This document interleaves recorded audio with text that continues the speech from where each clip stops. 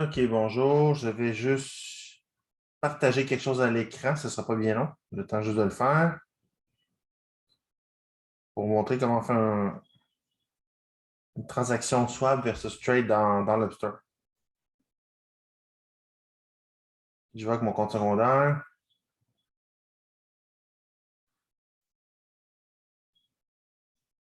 OK, ça, c'était justement, ça, c'est un carré qui est normal. Ça veut dire que le protocole 19 est en train de se mettre en place. Actuellement, ben, il y a des scammers, on le sait, vous et moi. Donc, c'est un avertissement. Donc, rien d'anormal en ce moment de mon côté. Si jamais vous voulez lire plus, vous avez l'option de cliquer Read More ou moi, je vais faire Dismiss dans mon cas. OK. Fait qu'ici, dans le fond, on a accès à le portefeuille. Je vais cliquer ici les trois barres. Assets. Pas grand-chose dans ce portefeuille-là. On voit que j'ai des Tesla.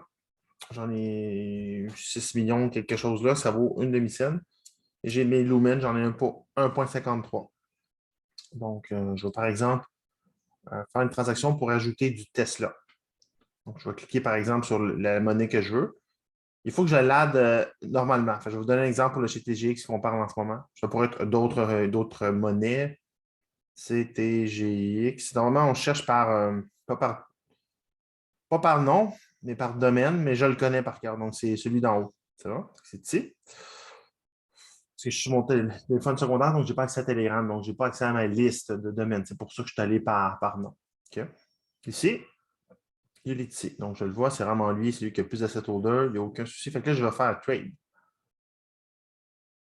Je vais voir dans Order Book. C'est là que je vois que les dernières transactions ont été faites à combien. Fait que là, actuellement, je vois ici qu'il y a quelqu'un qui a mis 50 XLM. Ah, c'est pas le bon. C'est pas le bon. Parce que quand on met autant de XLM, on a beaucoup moins que ça en ce moment. Donc, c'est pas le bon. Je disais que je le connaissais, mais je vais retourner dans mon téléphone, valider. La première vue, il doit y avoir un I dedans au lieu d'un L au lieu d'un I parce que je vous dis ça tout de suite, ce sera pas bien long. C'est vrai que le bon nombre d'assets au-delà, c'est 12 000. C'est pas 3 000. C'est 16 000 assets au-delà. OK, fait qu'on n'a pas le bon, c'est pour ça. C'était en mint. Ah oui, il y a un L. C'est ça, le premier que j'ai mis, il y a un L à part d'un I. Faut le voir, hein? L à la place d'un I. C'est un scammer. Je suis content que vous l'ayez vu, en fait. Ça vous fait. C'est pas lui non plus.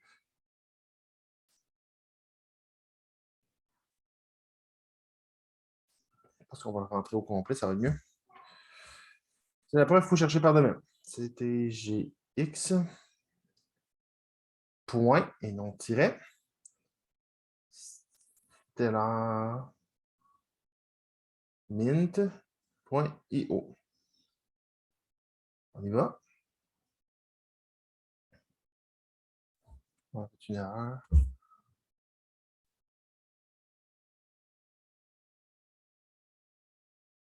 Non, pourtant, il n'y a pas d'erreur. Hmm. OK, on va y aller avec le nom au niveau. Il n'a pas fait d'erreur. Peut-être qu'il est en update avec tout ce qui se passe en ce moment aussi. On va aller voir. Le premier n'est pas bon. Le deuxième n'est pas bon parce que ce n'est pas un point, c'est un tiret. Le premier n'est pas bon en constitutionnel au lieu d'un I. Et là là. Exchange, non. En fait, le bon n'est pas là. C'est pas compliqué, il est juste pas là. On va en prendre un autre. On va prendre un quoi qui est là par défaut. Ça va être plus simple, là. Désolé pour le mauvais exemple, mais en même temps, vous voyez qu'il faut connaître les domaines. Parce qu'on peut se faire avoir facilement. Je connais le domaine, puis je n'ai pas vu le L. Il faut connaître le nombre d'asset holder, asset issuer, SDEX, tout ça, c'est important. De la quoi, c'est sûr qu'il est bon, parce que par défaut, je suis allé ici dans le plus. Toutes les featured assets et les curated assets sont toutes bons par défaut. Je prends un qui est bon. À quoi? Je vais faire un trade. Les derniers overbook d'Aqua, on voit que lui est assez stable. Hein? C'est du point 16. Il ne varie pas beaucoup en ce moment. Okay? Mais ce n'est pas le principe. C'est qu'on peut voir les derniers qui ont été achetés. Fait qu'il y a quelqu'un qui a mis 800, puis ça y en a 47 000. On voit chaque ordre. En rouge, c'est les ventes, et en bleu, c'est les achats. Donc, je vais faire Puis je peux changer le prix ici. Fait que mettons que je serais avec CTGX, je voudrais profiter d'une baisse. Je pourrais le mettre ici à 0,15, comme ça, au lieu de 0,16. Je vais m'amuser avec les chiffres jusqu'à voir la différence. 0,16 ici, 0,016 en fait. J'en mettrai un. Et ça me donne 62,5 à quoi ce prix-là. Si je le mets ici à 5, ça m'en donne, je remets 1 ici pour faire la même chose. Ça m'en donne 66,66. Je peux jouer avec l'ordre comme ça, puis une fois que j'ai fait mon ordre, j'en ai pas assez. C'est parce que le portefeuille a passé d'XLM de lousse. On voit que j'ai 0 XLM de disponible. Donc, je refais l'exemple quand même pour un peu plus de clarté. Je peux modifier le prix ici. Lorsque je baisse le prix, je fais un ordre de vente. Fait que si jamais pendant que je mange ou pendant que je travaille ou pendant que je fais dodo, le prix descend à ce prix-là, j'ai des raisons de croire qu'il pourrait faire ça. Je pourrais mettre un XLM là et augmenter ma valeur versus le prix actuel. Je n'ai pas à m'en occuper. Dès que ça va arriver, ça va se vendre tout seul. C'est l'avantage du trade. Voilà. Ça complète le tout. Ouais, non, c'est pas vrai. Une dernière affaire. Le swap est bon aussi. Le swap est juste plus rapide. Mais il n'est pas forcément le meilleur prix. C'est un ordre d'achat direct. Puis des fois, quand il y a des fluctuations, bon, on prend là, mais on n'a pas le temps de profiter de toute la bonne fluctuation dans notre sens. Je vais prendre du aqua ici. Je ne l'ai pas dans mon portefeuille. Donc, ce n'est pas un bon exemple. Normalement, on peut swapper juste ce qu'on a dans notre portefeuille. OK? Si on n'a pas l'asset, on ne peut pas le swapper. Il faut l'adder avant de le swapper. Ici, ça me donne 60 millions. Si jamais j'ai un ici.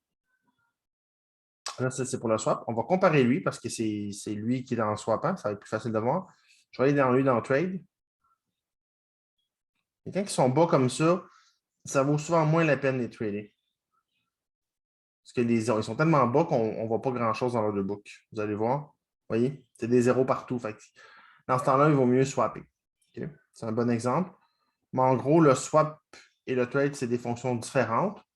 Si jamais j'ai un message qui me dit que le taux n'est pas favorable, j'ai tendance maintenant à aller dans le trade. Puis c'était un trade un peu plus bas que le prix du marché en souhaitant qu'il drop. À ce moment-là, je suis capable de l'acheter automatiquement en faisant autre chose dans la vie régulière.